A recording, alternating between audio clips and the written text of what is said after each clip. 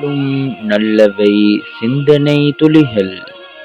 இன்றைய சிந்தனை உமையாக்களின் ஆட்சியின் மூன்றாவது தொகுப்பு. பிஸ்மில்லாஹிர் ரஹ்மானிர் ரஹீம்.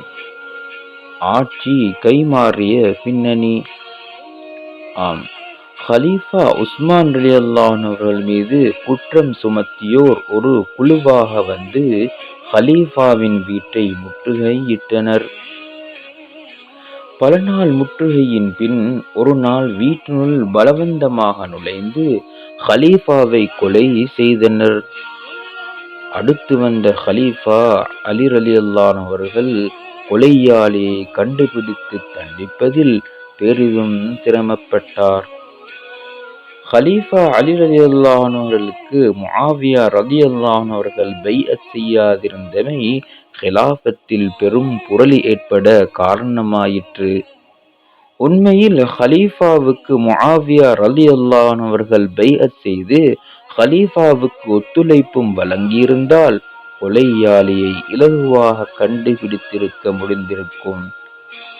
இந்நிலையில் ஹலீஃபாவுக்கும் முஆவியா ரலியல்லாஹு அவர்களுக்கும் இடையில் சிஃபீன் போர் மூண்டது. இந்த யுத்தத்துக்கு பின்வருவன காரணங்களாக அமைந்தன. முதலாவது, முஆவியா ரலியல்லாஹு அவர்கள் அலி ரலியல்லாஹு அவர்களை ஹலீஃபாவாக ஏற்று பைஅத் செய்யாமை. இரண்டாவது, ஷாம் தேசத்தவர்களும் உமையாக்களும் முஆவியா ரலியல்லாஹு அவர்களுக்கு பக்கபலமாக நின்று உதவியமை. மூன்றாவது, பைஅத் செய்யோதாருக்கு எதிராக போராட வேண்டும் என்ற இஸ்லாமிய விதியை ஹலீஃபா நிலைநாட்டியமை. சிஃபீன் போர் முஸ்லிம் சமூகத்தில் வேண்டாத பல விளைவுகள் தோன்ற காரணமாகியது. முதலாவது, முஸ்லிம் சமூகம் பிளவுபட்டமை. இரண்டாவது, ஹாரிஜிகளின் தோற்றம். மூன்றாவது, தொடர்ந்து உள்நாட்டு போர்கள். நான்காவது, ஹலீஃபா அலி ரலியல்லாஹு அவர்கள் கொலையுண்டமை. ஐந்தாவது, ஹிலாஃபத் வீழ்ச்சியடைந்தமை.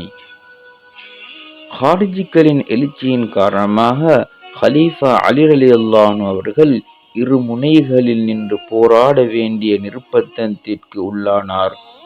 உள்நாட்டில் ஏற்பட்ட பதட்ட நிலை காரணமாக அலி ரலியல்லாஹு அவர்களின் படைபாலம் குன்றிப் போயிற்று. இந்நிலை முஆவியா ரலியல்லாஹு அவர்களுக்கு சாதகமாக அமைந்தது.